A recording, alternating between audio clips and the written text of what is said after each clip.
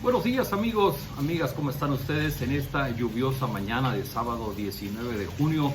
Y bueno, hoy les quedo a deber una vista de playa, una vista del mar, porque esta lluvia no nos ha permitido salir a grabar. Sin embargo, lo importante es el texto de la escritura que hoy vamos a ver, que es muy interesante. Iniciamos ayer el capítulo 28 de Éxodo, en donde se describe el traje del jefe de los sacerdotes. Y nos decía el día de ayer, le decía Dios a Moisés, dice, quiero que mandes a hacer un traje especial para Aarón y sus hijos, pues son mis sacerdotes. Pues quiero que sea fino y hermoso como corresponde a mis sacerdotes. Y ayer veíamos algunas de las características, telas finas, telas de lino, con bordados en oro, en acabados en oro. Y esto concordaba, decíamos ayer, con el tabernáculo, que estaba hecho de las mismas, el mismo tipo de tela y el mismo oro. Y decíamos que esta intentaba significar la hermosura de la gloria del Señor, que se expresaba a través del tabernáculo y a través de la vestimenta del sacerdote. De tal forma que el sacerdote era investido de esa misma gloria y majestad de la presencia de Dios en este lugar. Y vamos a leer hoy a partir del versículo 15, dice, el chaleco que el sacerdote usará, que el sacerdote Aarón usará para conocer mi voluntad, lo harás de los mismos materiales que la túnica. Quiero que lo hagas cuadrado y en forma de bolsa de 22 centímetros por lado. Este chaleco se adornará con 12 piedras preciosas, una por cada tribu de Israel. Colócalas en 4 hileras de 3 piedras cada una. Cada piedra deberá enmarcarse en oro y cada una se escribirá uno de los nombres de las 12 tribus. En cada extremo superior del chaleco pondrás una argolla de oro, luego harás 2 cadenillas de oro puro y pondrás una cadenilla en cada argolla del chaleco. Para colocar el chaleco sujetarás las cadenillas a las piedras preciosas que están sobre los hombros de la túnica sacerdotal. Cada vez que Aarón se presente ante mí, deberá llevar puesto este chaleco. Así tendrá sobre su pecho los nombres de la tribu de Israel, para que yo me acuerde de ellas siempre. Además, deberá llevar una bolsita con el Urim y Tumim, las 2 piedritas que usará para conocer mi voluntad. Se agregan 2 elementos más. Uno era un chaleco frente a su pecho, en el que se colocaban 12 piedritas que simbolizaban las 12 piedritas del pueblo de Israel. Y que cada vez que el sacerdote entraba a la presencia del Señor, portaba en su pecho esas 12 piedritas representando al pueblo de Israel. Y de manera particular llevaba 2 piedritas que, bueno, la Biblia no habla mucho de ellas, solamente las menciona unas 3 o 4 veces en toda la escritura y se habla del Urim y Tumim y no hay mucha explicación.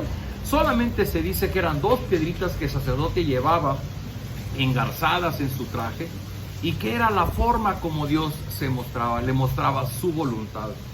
Mire usted, entendamos el concepto.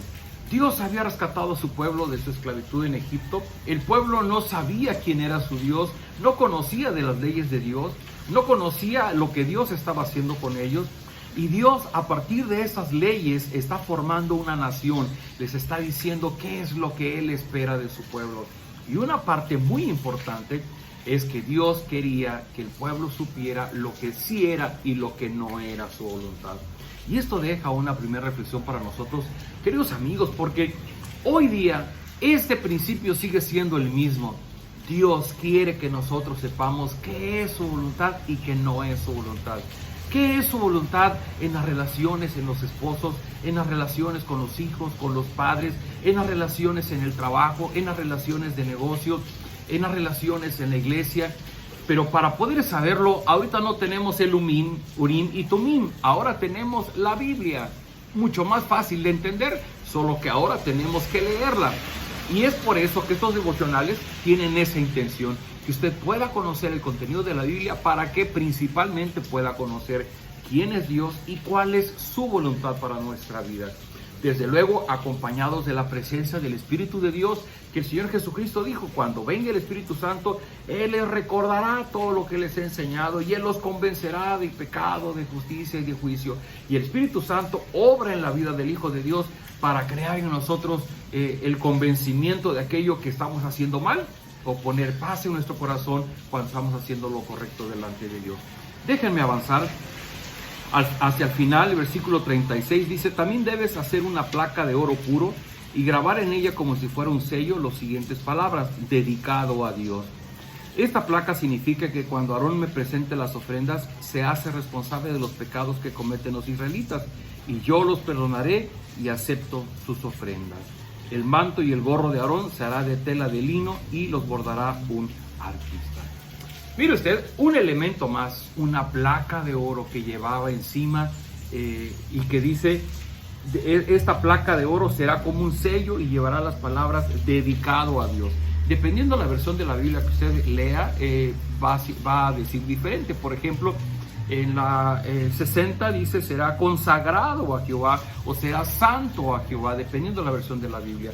Pero hemos dicho que santo, por eso, de acuerdo a esta interpretación, podemos decir que santo es otra cosa diferente a lo que de manera común hemos entendido, que santo es aquel que no peca. No, santo es aquel que es apartado, que es consagrado a. Y bueno, Aarón era un hombre como cualquier otro, limitado a sus pasiones y deseos de su corazón, y sin duda alguna que era un hombre pecador. Sin embargo, era un hombre que había sido dedicado y consagrado, y un poco más adelante habla de los ritos de purificación que habían que suceder para que él fuera santificado. Pero quiero hacer énfasis en esto que dice aquí.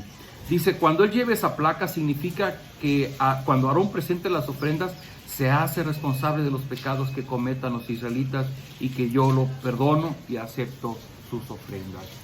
Hemos dicho que todo lo que sucede en la ley era una figura de lo que más tarde haría el Señor Jesucristo. No es que el Señor Jesucristo hizo algo en obediencia a la ley, no. Esto que está escrito en la ley era una figura, era un anuncio, un aviso de que un día vendría el Redentor, anunciado allá en Génesis 3:15, de la labor que el Señor Jesús vendría a hacer como Redentor nuestro. ¿Por qué estamos seguros de esto? Bueno, pues vea usted lo que escribió el escritor de la carta a los Hebreos, que le he mencionado varias veces. Déjeme decirle algo. Esta carta se llama Carta a los Hebreos porque es una carta escrita estrictamente para israelitas que se habían convertido al cristianismo.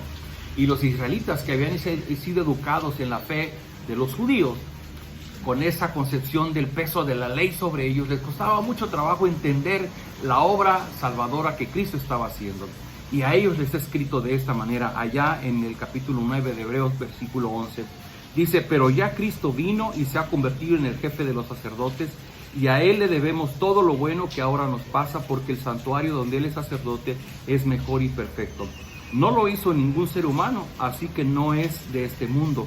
Cristo no entró en el santuario para ofrecer a Dios la sangre de animales, sino para ofrecer su propia sangre. Entró una sola vez y para siempre, y de ese modo, una vez por todas, nos libró del pecado. Así que diría usted: pero ¿por qué Dios estaba instruyendo al pueblo de todas estas leyes y la vestimenta? Bueno, porque Dios estaba formando en ellos los principios, los conceptos básicos de la relación de Dios con el hombre. Número uno, el pecado, la desobediencia del hombre. Dios, un Dios puro, un Dios majestuoso, un Dios que no está de acuerdo con la maldad en el corazón del hombre. Y el hombre en el Antiguo Testamento tuvo que implementar una serie de vestimentas y de ceremonias para poder acercarse a Dios. El tabernáculo mismo fue un instrumento para poder llegar ante Dios a través del sumo sacerdote. Y ahora lo hemos hecho a través del Señor Jesucristo. Así que ahora ya no necesitamos una vestimenta especial, ya no necesitamos piedritas del Urim y Tumim para conocer la voluntad de Dios, porque el Espíritu de Dios mora en nosotros, porque tenemos una Biblia en nuestra mano para poder conocer la voluntad de Dios, y cuando nos acercamos a Él, nos acercamos a través del sacrificio del Señor Jesucristo. Así es que son hermosas lecciones que ahora nos pueden ayudar a entender el por qué lo escrito en el Antiguo Testamento y cómo se concilia con nuestra fe cristiana. Déjeme orar por usted. Gracias, Padre, porque a pesar de la lluvia nos permites tener este momento de reflexión en tu palabra. Gracias porque nos das la sabiduría para entender el por qué lo ordenaste hacia tu pueblo y ahora qué significa para nosotros. Damos gracias porque hoy día no necesitamos un tabernáculo, hoy día no necesitamos llevar sacrificios delante de ti, hoy día no necesitamos una vestimenta especial, hoy día no necesitamos un Urim y Tumim, hoy día no llevamos una placa, porque hoy día a través de Jesucristo tenemos todo esto que anteriormente el pueblo lo hacía con estos recursos. Gracias, Señor, porque la sangre de Cristo nos ha comprado y es la que nos santifica, la que nos consagra, la que nos aparta para ti. Y es a través del Espíritu Santo que podemos conocer tu voluntad para nuestra vida. Ayúdanos a vivir esta verdad sabiendo que somos hijos tuyos. Te ruego, Padre, quédate con nosotros y te ruego que tú estés junto a la cama de aquel hijo tuyo que está enfermo, que está decaído, sin ánimo, sin consuelo, que se siente debilitado por la enfermedad. Dale ánimo, permite tener los médicos, las medicinas necesarias para que pueda recuperarse. Y te ruego, Padre Celestial, que el día de mañana nos permitas adorarte como familia. En el nombre de Jesús oramos. Amén. Queridos amigos, pues mañana es domingo, así que le invito a que se prepare. Si está lluvioso, traiga su paraguas. Nos vemos a las 11 de la mañana. Continuamos con la serie que hemos hablado sobre la misión. Hace 15 días hablamos de la visión, ahora hablemos de la misión de nuestra iglesia Península Viva. No deje de asistir, conéctese con nosotros. Si no es posible que llegue, bueno, a través de la transmisión en nuestras redes sociales. Un fuerte abrazo de su iglesia Península Viva.